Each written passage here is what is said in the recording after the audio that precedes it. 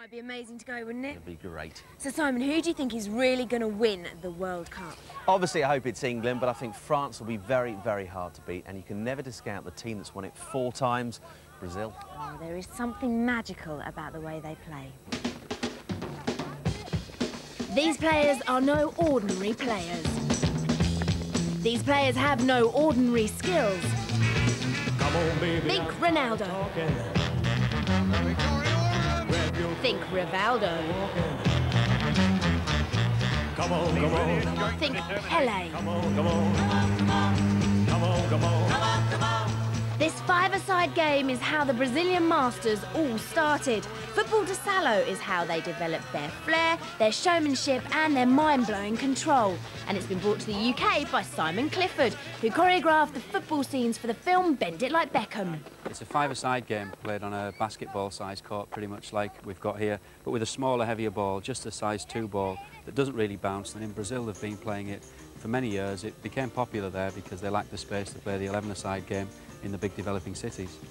So what is the advantage of playing this over standard soccer? Well, because the ball doesn't bounce, you've either got to dribble or be intelligent in your passing and move quickly, and you tend to get more touches because the ball isn't in the air, so it's an excellent start for kids. We train to music and samba, yeah, Brazilian samba music most often, and that has an advantage that it gets the children always on their toes. Yeah. They're getting a beat with the music, and so they can react to the ball quicker, because if you're stood still and flat-footed, it's more difficult to react to maybe a bad pass. If Liz passes into me now, Simon, and you come to close me down, I can use that little move to push there away from you, and it's just very simple. Simple move, isn't it? If you know it well enough, you just do that automatically. Yeah, but it doesn't come just naturally. You've got to practice and practice and practice. So one thing that you can do if you're on your own is just maybe take the ball and just repeat that movement where it's roll and side of the foot, roll and side of the foot. It is like dancing. Yeah. God, I don't think Good. I'm that fit. Just try that. Try that with the sole of the... Nearly. So you start off slow. I mean, for the very beginning, I just say to children something like that. And maybe the next week they're more confident. And then later, you can be getting really wide with it. And that has loads of applications where it can help you in a game. Nice. And they do say the Brazilians can dance, don't they? Yeah.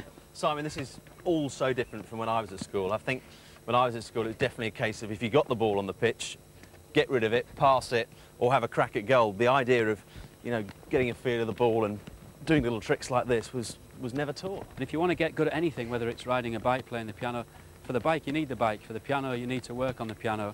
And for the children who maybe weren't naturally gifted at football, this type of training is a great leveller because everybody's getting a touch of the ball.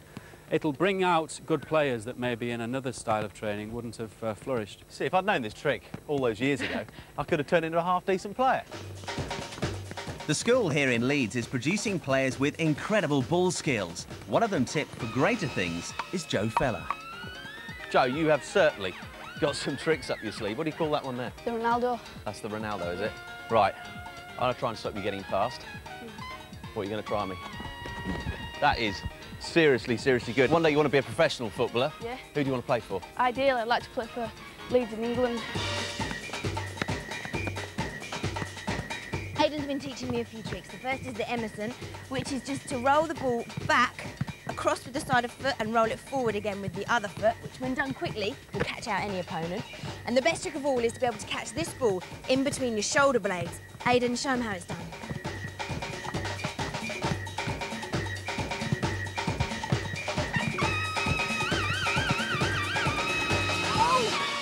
With training like this available all around the UK, who knows how many World Cups we could win. That's it for today's show. Wherever you're watching the World Cup, we hope you have a fantastic time. And here are the thoughts of some young viewers from around the world. We're really gutted that Scotland didn't qualify for the World Cup, but we're going to support Brazil instead of England because we don't like England. They're going down. Go, go, go! Ole, ole, ole! My team, Brazil, gets knocked out, I would choose Argentina or England. I think South Africa has the best team in the world. Sweden! My favorite football player is Beckham because I think he's so cute. And my favorite is Zidane because he has no hair and he's a fantastical football player. I think I would support Italy. I think Beckham is the best of the players. I think the best player is The country that has the best team in the world is France. If France are knocked out, I will support Japan. Oh, so much to look forward to, and when you are watching, make sure you keep an eye out for this flag.